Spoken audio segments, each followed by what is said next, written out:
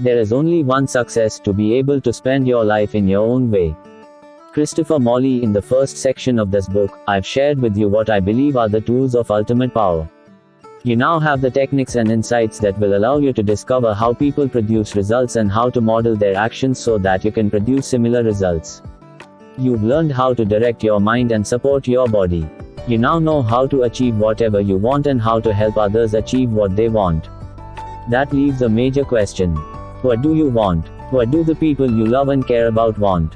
The second part of this book asks these questions, makes these distinctions, and finds these paths so you can use your abilities in the most elegant, effective, directed ways.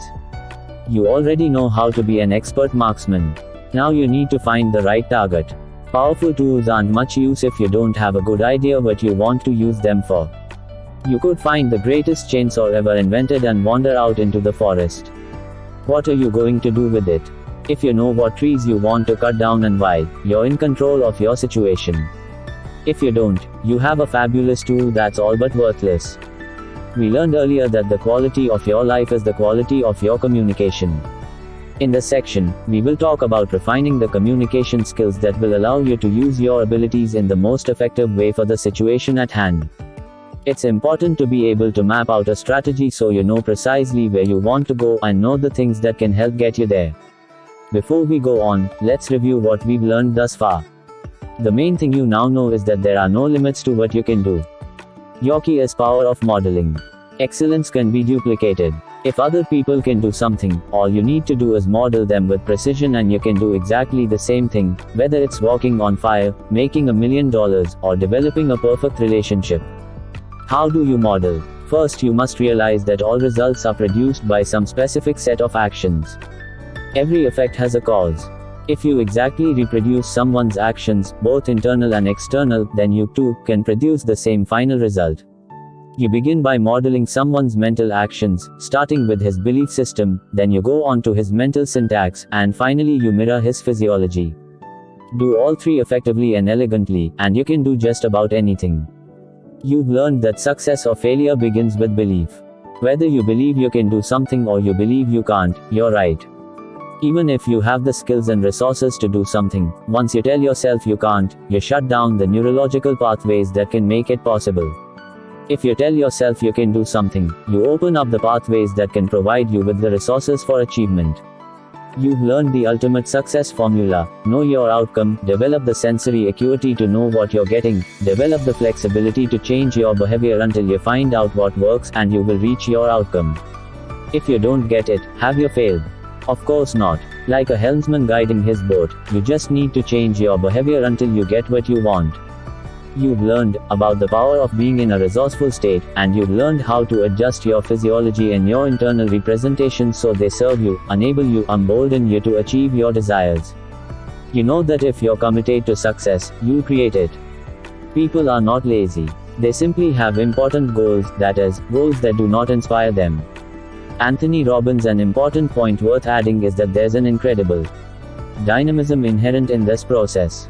The more resources you develop, the more power you have, the more strength you feel, the more you can tap into even greater resources and even more powerful states. There's an absolutely fascinating study that deals with something called the 100th monkey syndrome.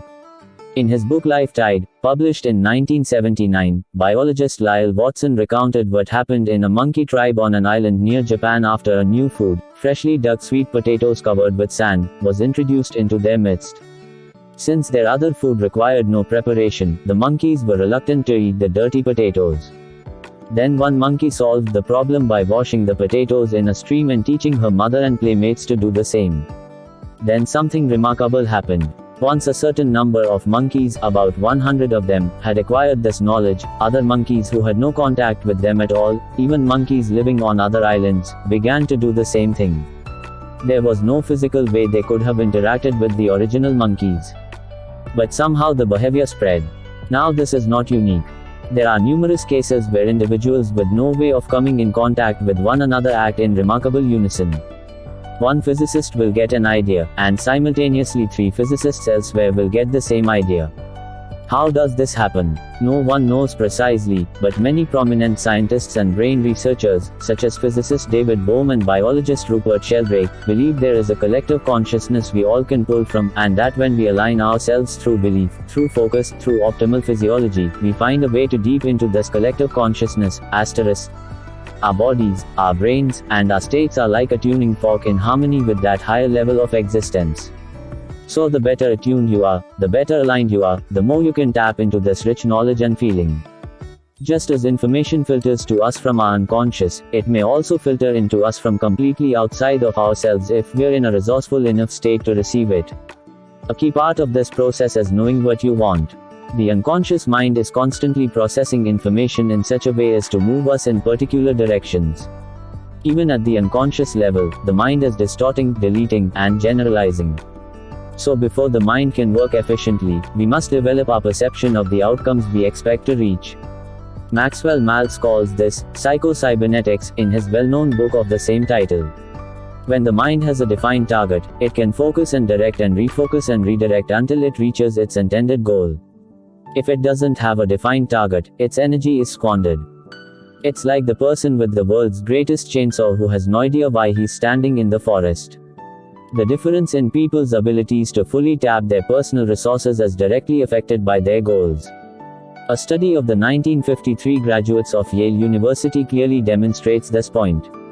The graduates interviewed were asked if they had a clear, specific set of goals written down with a plan for achieving those goals. Only 3% had such written goals. 20 years later, in 1973, the researchers went back and interviewed the surviving members of the 1953 graduating class. They discovered that the 3% with written specific goals were worth more in financial terms than the entire other 97% put together. Obviously, the study measures only people's financial development. However, the interviewers also discovered that the less measurable or more subjective measures, such as the level of happiness and joy that the graduates felt, also seemed to be superior in the 3% with written goals. This is the power of goal setting. In this chapter, you will learn how to formulate your goals and dreams and desires, how to fix firmly in your mind what you want and how to get it. Have you ever tried to put together a jigsaw puzzle without having seen the picture of what it represents? That's what happens when you try to put your life together without knowing your outcomes. When you know your outcome, you give your brain a clear picture of which kinds of information being received by the nervous system need high priority. You give it the clear messages it needs to be effective. Winning starts with beginning. Anonymous. There are people, we all know some of them, who seem constantly lost in a fog of confusion. They go one way, then another. They try one thing, then shift to another. They move down one path and then retreat in the opposite direction. Their problem is simple, they don't know what they want. You can't hit a target if you don't know what it is. What you need to do in this chapter is dream. But it's absolutely essential that you do so in a totally focused way. If you just read this chapter, it's not going to do you any good. You need to sit down with a pencil and paper or a word processor, if you're so inclined, and view this chapter as a 12-step goal-setting workshop. Settle into a place where you feel particularly comfortable, a favorite writing desk, a sunny corner table, someplace you find nurturing. Plan to spend an hour or so learning what you expect to be and do and share and see and create. It could be the most valuable hour you ever spend. You're going to learn to set goals and determine outcomes.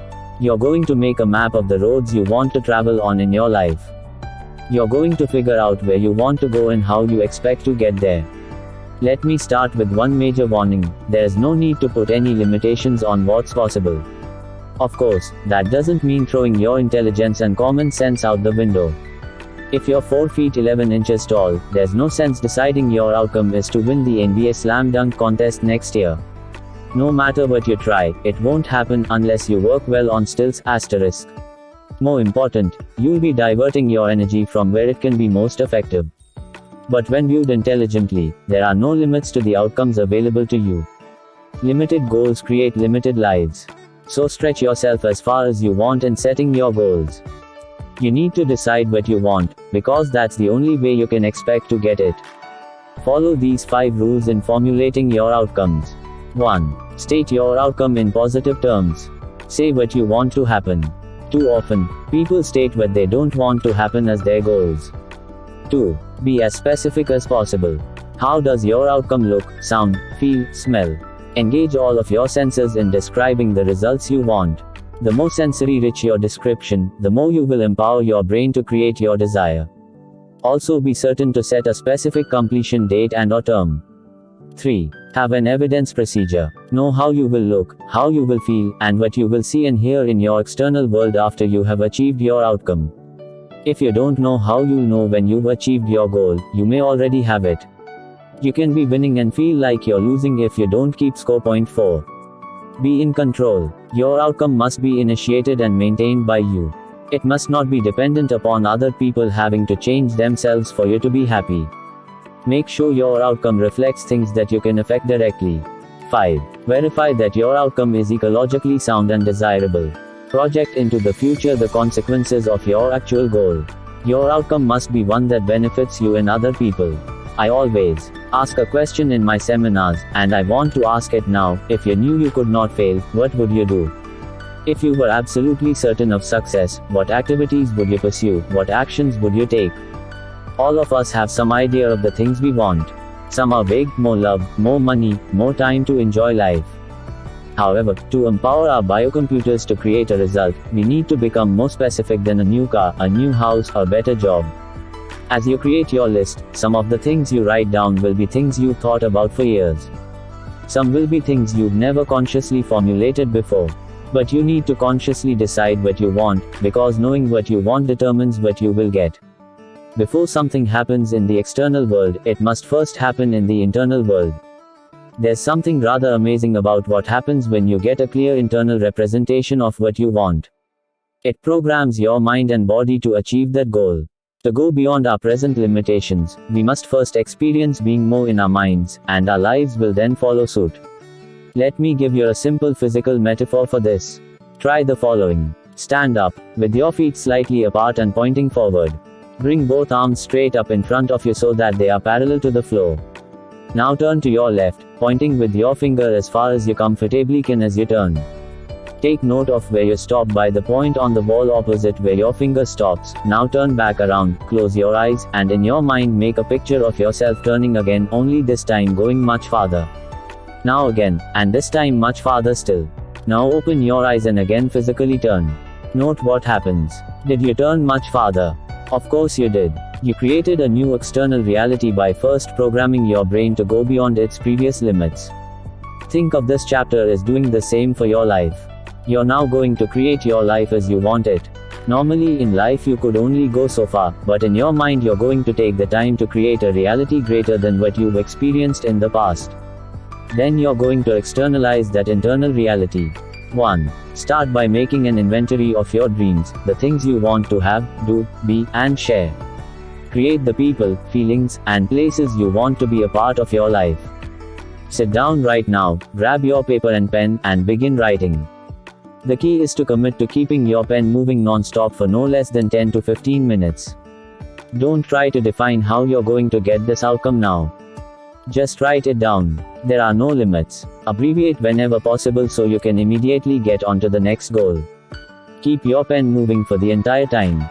Take as long as you need to put together a broad sampling of outcomes having to do with work, family, relationships, mental, emotional, social, material and physical states, and anything else. Feel like a king. Remember that everything is within your grasp. Knowing your outcome is the first key to reaching it. One key to goal setting is play. Let your mind roam free. Whatever limitations you have are limitations you created. Where do they exist? Only in your mind. So whenever you start to place limitations on yourself, throw them off. Do it visually. Make a picture in your mind of a wrestler flipping his opponent out of the ring, and then do the same thing with whatever limits you. Take those limiting beliefs and toss them out of the ring, and be aware of the feeling of freedom you have when you do it. This is step 1. Make your list now. 2. Let's do a second exercise. Go over the list you made, estimating when you expect to reach those outcomes. 6 months, 1 year, 2 years, 5 years, 10 years, 20 years. It's helpful to see what sort of a time frame you're operating in. Note how your list came out.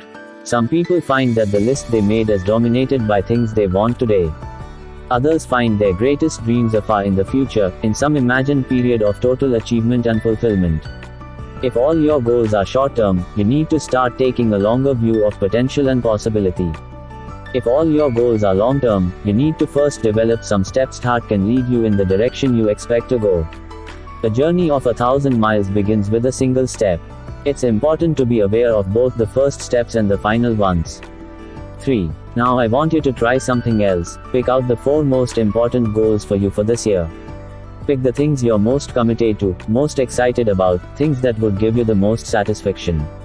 Write them down. Now I want you to write down why you absolutely will achieve them. Be clear and concise and positive. Tell yourself why you're sure you can reach those outcomes, and why it's important that you do. If you can find enough reasons to do something, you can get yourself to do anything. Our purpose for doing something is a much stronger motivator than the object that we pursue. Jim Rohn, my first personal development teacher, always taught me that if you have enough reasons, you can do anything. Reasons are the difference between being interested versus being committed to accomplishing something. There are many things in life we say we want, but really we're only interested in them for a time. We must be totally committed to whatever it takes to achieve. If, for example, you just say you want to be rich, well, that's a goal, but it doesn't tell your brain much. If you understand why you want to be rich, what being wealthy would mean to you, you'll be much more motivated to get there. Why to do something is much more important than how to do it. If you get a big enough why, you can always figure out the how. If you have enough reasons, you can do virtually anything in this world. 4. Now that you have a list of your key goals, review them against the 5 rules for formulating outcomes. Are your goals stated in the positive? Are they sensory specific? Do they have an evidence procedure? Describe what you will experience when you achieve them. In even clearer sensory terms, what will you see, hear, feel, and smell? Also note if the goals are maintainable by you. Are they ecological and desirable for you and others? If they violate any of these conditions, change them to fit. 5. Next, make a list of the important resources you already have at your disposal. When you begin a construction project, you need to know which tools you have.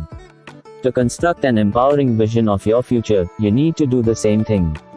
So make a list of what you have going for you: character traits, friends, financial resources, education, time, energy, or whatever.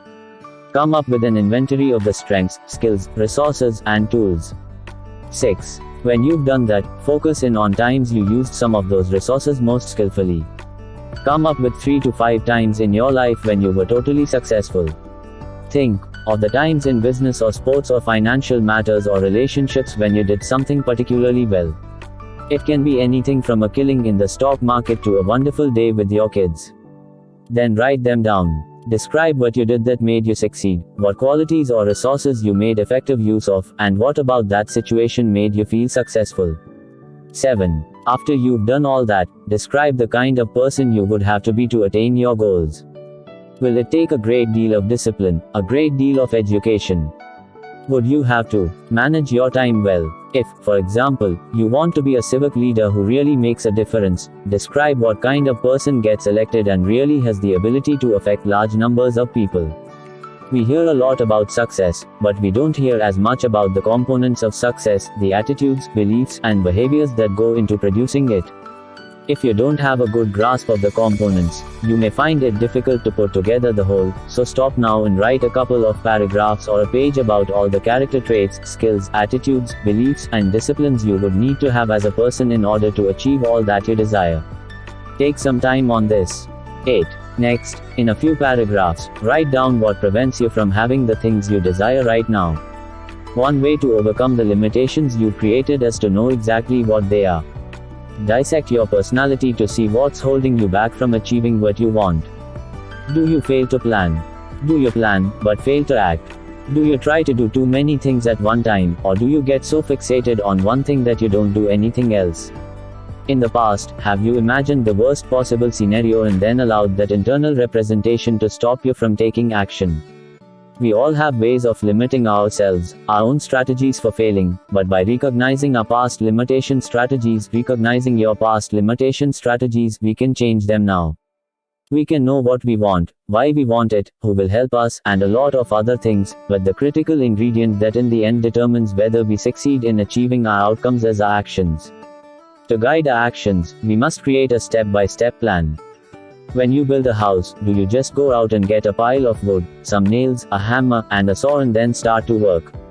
Would you start sawing and hammering and see what came out of it? Would that lead to success?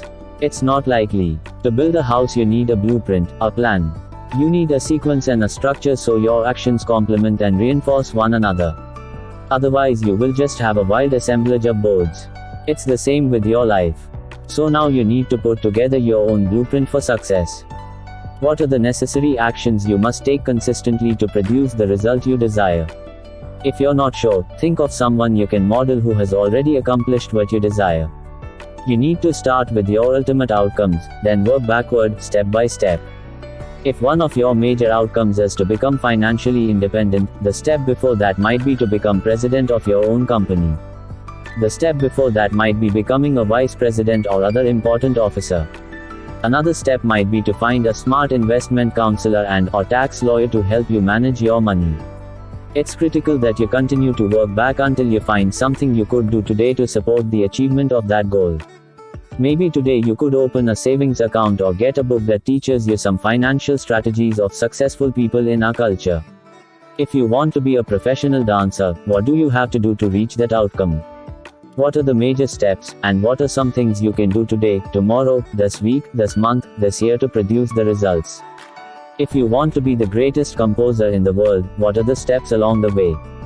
By working backward, step by step, for outcomes in everything from business to personal life, you can map out the precise path to follow from your ultimate goal down to what you can do today. Use the information in the last exercise to guide the design of your plan. If you're not sure what your plan should be, just ask yourself what prevents you from having what you want. Now, the answer to that question will be something you can work on immediately to change. The solving of that problem becomes a sub-goal or stepping stone to the achievement of your greater goals. 9. Take the time now to take each of your 4 key goals and create your first draft of a step-by-step plan on how to achieve it. Remember to start with the goal and ask yourself, what would I have to do first to accomplish this? Or, what prevents me from having this now, and what can I do to change this? Make sure your plans include something you could do today. So far we've completed the first part of the ultimate success formula. You absolutely know your outcome. You've defined your outcomes over both the short and long terms, and you've defined which aspects of your personality help you and which hinder you in getting what you want. Now I want you to start developing a strategy of how to get there. What's the surest way to achieve excellence? It's to model someone who has already done what you want to do. 10. So come up with some models. They can be people from your life or famous people who've achieved great success. Write down the names of 3 to 5 people who've achieved what you want to achieve, and specify in a few words the qualities and behaviors that made them successful. After you've done this, close your eyes and imagine for a moment that each of these people is going to give you some advice about how to best go about accomplishing your goals. Write down one main idea that each would give you if he or she was speaking to you personally. Maybe it's how to avoid a roadblock or break through a limitation, or what to pay attention to or look for. Just imagine they're talking to you and jot down under each of their names the first idea that comes to you about what you think each would say. Even though you may not know them personally, through this process they can become excellent advisors on your future. Adnan Khashoggi modeled Rockefeller. He wanted to be a wealthy, successful businessman, so he modeled someone who had done what he wanted to do. Steven Spielberg modeled people at Universal Studios even before he was hired. Virtually everyone who has been a great success has had a model or a mentor or teachers who guided him in the right direction. Now you have a clear internal representation of where you want to go. You can save time and energy and avoid traveling down wrong paths by following the example of people who've succeeded already. Who are the people in your life who can serve as models? There are resources in friends, family, national leaders, celebrities. If you don't know good models, you should make a point of going out and finding some. What you've been doing is giving signals to your brain, forming a clear, concise pattern of outcomes. Goals are like magnets. They'll attract the things that make them come true. In Chapter 6, you learned how to run your own brain, how to manipulate your submodalities to enhance positive images and decrease the power of negative ones. Let's apply that knowledge to your goals. Take a deep into your personal history to a time when you were totally successful at something. Close your eyes and form the clearest, brightest possible image of that accomplishment. Take note of whether you put the image to the left or to the right, up, middle, or down. Again, notice all the submodalities, the size, shape, and quality of its movement as well as the type of sound and internal feelings that it creates. Now think about the outcomes you've written down today. Make a picture of how you would be if you achieved everything you've set down today. Put that image on the same side as the other one and make it as big and bright and focused and colorful as you can. Notice how you feel. You'll already feel very different, much more certain of success than you did when you first formulated your outcomes. If you have trouble doing this, use the swish method we talked about earlier. Move the image of what you want to be to the other side of your mental frame. Make it defocused and black and white. Then quickly move it to the exact same spot as your successful image, having it break through any representations of possible failure that you may have perceived. Move it so that it takes on all the big, bright, colorful, focused qualities of the thing you've already accomplished. You should do these exercises on an ongoing basis so your brain gets an ever clearer, ever more intense picture of what you expect it to accomplish. The brain responds most to repetition and deep feelings, so if you can continually experience your life as you desire it, and if you experience this life with deep and intense feelings, you are almost certain to create what you desire. Remember, the road to success is always under construction. 11. It's great to have all kinds of different goals. However, what's even nicer is to be able to design what all of them together would mean for you. Now create your ideal day. What people would be involved? What would you do? How would it begin? Where would you go? Where would you be? Do it from the time you get up to the time you go to sleep. What kind of environment would you be in? How would you feel when you climbed into bed at the end of a perfect day? Use pen and paper and describe it in detail. Remember, all results, actions, and realities we experience start from creations in our minds, so create your day the way you desire it most. 12. Sometimes we forget that dreams begin at home. We forget that the first step towards success is providing ourselves with an atmosphere that nurtures our creativity, that helps us be everything we can be. Finally, design your perfect environment. I want you to accentuate the sense of place. Let your mind go. No limitations. Whatever you want is what you should put in. Remember to think like a king. Design an environment that would bring out the best of all that you are as a person. Where would you be? In the woods, in the ocean, in an office? What tools would you have? An art pad, paints, music, a computer, a telephone? What support people would you have around you to make sure you achieved and created all that you desired in your life? If you don't have a clear representation of what your ideal day would be, what are your chances of creating it? If you don't know what your ideal environment would be, how would you create it? How are you going to hit a target if you don't even know what it is? Remember, the brain needs clear, direct signals of what it wants to achieve. Your mind has the power to give you everything you want. But it can only do that if it's getting clear, bright, intense, focused signals. Thinking is the hardest work there is, which is the probable reason why so few engage in it. Henry Ford doing the exercises in this chapter could be one of the most important steps you can take toward producing those unmistakable signals. You can't reach your outcome if you don't know what it is. If you get anything from this chapter, it should be this: results are inevitable. If you don't provide your mind with the programming of the results you desire, someone else will provide that programming for you. If you don't have your own plan, someone else is going to make you fit into their plan. If all you do is read this chapter, you've wasted your time. It's imperative that you take the time to do each of these exercises. They may not be easy at first, but believe me, they're worth it, and as you begin to do them, they become more and more fun. One of the reasons most people don't do well in life is because success is usually disguised behind hard work. And goal setting, or outcome development, is hard work. It's easy for people to put things like this off and get trapped into making a living instead of designing their lives. Exert your personal power now and take the time to discipline yourself to fully complete these exercises. It's been said that there are only two pains in life, the pain of discipline or the pain of regret, and that discipline weighs ounces while regret weighs tons. There's a great deal of excitement to be gained from applying these 12 principles. Do this for yourself. Also, it's important to review your outcomes on a regular basis. Sometimes we change, but our outcomes remain the same because we've never stopped to see if we still want to create the same things for our lives. Systematically update your outcomes every few months, and then perhaps once a year or every 6 months in a systematic way. One very useful thing is to keep a journal, which will provide you with an ongoing record of your goals at any time in your life. Journals are great to review, to study how your life has developed and how much you've grown. If your life is worth living, it's worth recording. Does all this work? You bet it does. 3 years ago I sat down and designed my ideal day and my ideal environment. I'm living both right now. At that time I was living in a dinky place in Marina del Rey, California, but I knew I wanted something more. So I decided to do my own goal-setting workshop. I decided to design my perfect day and then program my subconscious to create that ideal life by daily experiencing in my imagination my life exactly as I desired it most. This is how I began. I knew I wanted to be able to get up and see the ocean in the morning, and then I wanted to be able to take a run on the beach. I had a picture, it wasn't perfectly clear, of a place that had both greenery and the beach. After exercising, I wanted to have a great place to work. I saw it as someplace tall and spacious. I saw it as a cylindrical shape on the second or third floor of my home. I wanted a limousine and a driver.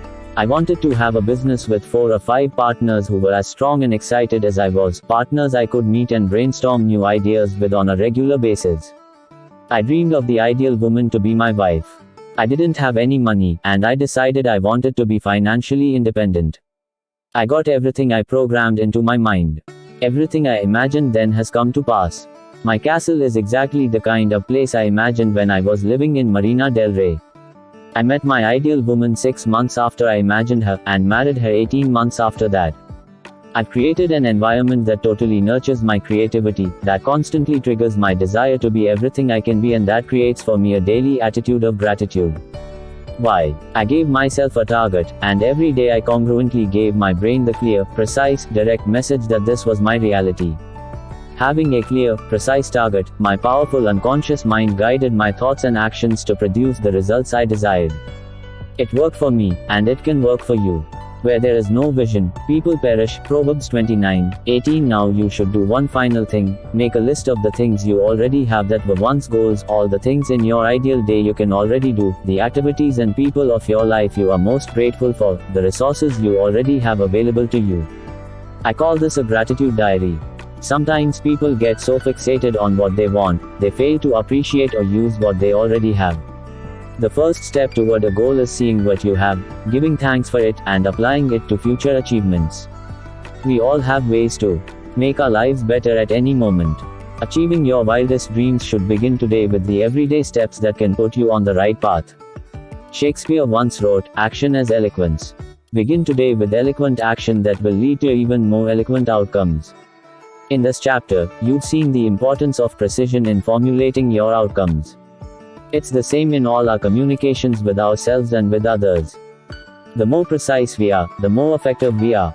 Now I'm going to share with you some tools for achieving that sort of precision.